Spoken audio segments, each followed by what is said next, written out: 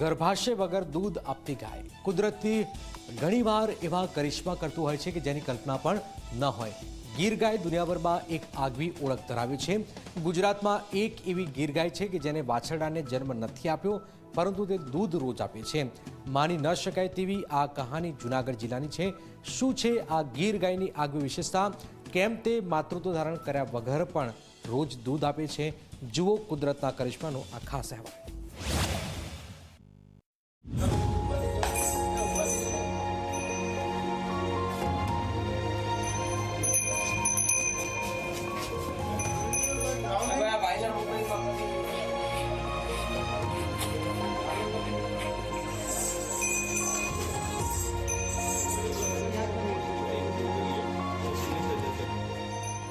કુદરતની લીલા અનંત છે.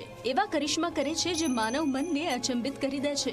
જૂનાગઢ જિલ્લાના નાનકડા ગામ ધંધુસરમાં એક એવી ગીર ગાય રહે છે જેણે નથી આપ્યો વાછરડાને જન્મ, છતાં રોજ આપે છે 4 લીટર દૂધ. હા, આ એ જ રૂપા નામની ગાય છે જેણે ગામના લોકો કામધેનું સ્વરૂપ માને છે. મોટી આપણે હાંસવાનું નક્કી કર્યું એટલે હાંસવતા હમણાં 5-15 દી પહેલા માંદી પડી ને તો ડોક્ટર એક બે આવ્યા. એને એવું કીધું કે તમે દોતા જાવ તો દોહો ને તો જ વ્યવસ્થિત રહે કે અને દૂધ આવીએ તમારે કામધેનું છે એટલે કઈ પેટ ને અંતે એવું કઈ હોય નહીં, ગર્ભાશય નું. અત્યારે 2-2 લીટર દૂધ કરે ટાણે. પછી કારા ચારે આંસર છે, કારી જીભ છે, કારા કાન છે.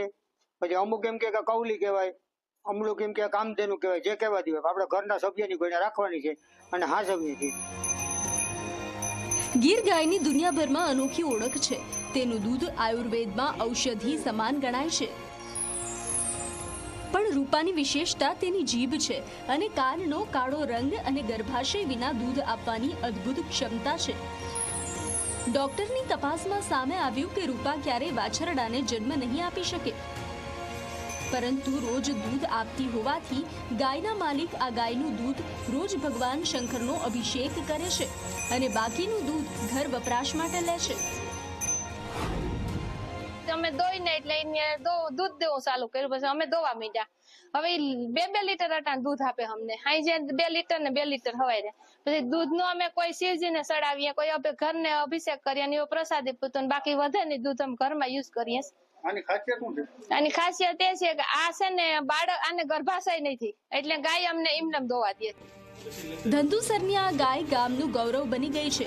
શાસ્ત્રોમાં કામધેનુ ગાય દેવી સ્વરૂપ માનવામાં આવે છે અને રૂપાને જોવા દૂર દૂરથી લોકો આવી રહ્યા છે.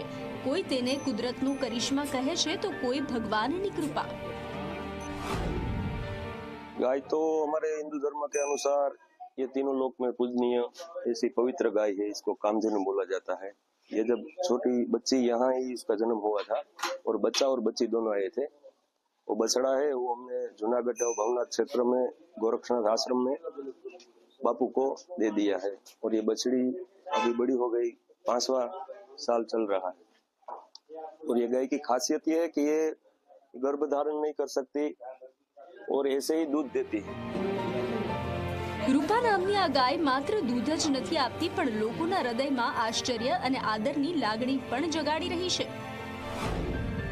વિયાણ થયા વગર અત્યારે 10 થી 12 દિવસ પહેલા અત્યારથી ચાલુ થયું છે અને 2-2 લીટર સવાર સાંજ દૂધ આપે છે. આ કન્ડિશનને અમારી દ્રષ્ટિએ એને ફ્રી માર્ટિનિઝમની કન્ડિશન કહીએ છીએ. કારણ કે આને જ્યારે વાછડી જન્મ થયો હોય આની માને અંદર ત્યારે એક મેલ અને ફિમેલ એ રીતના ટ્વિન્સ આવ્યા હોય. ટ્વિન્સની અંદર એના જે ઓર્ગન અંદર જેનેટલ ઓર્ગન હોય એ અંડર ડેવલપ અથવા તો ડેવલપ ના થયા હોય એવી કન્ડિશનની અંદર છે આ. ધંધુસરની આ ગાય કુદરતની અદ્ભુત સૃષ્ટિનું પ્રતીક છે. રૂપા એટલે કે એક એવું રહસ્ય જે વિજ્ઞાનને પડકારે છે અને શ્રદ્ધાને સશક્ત કરે છે. અશોક બારોટ, ઝી મીડિયા, જૂનાગઢ.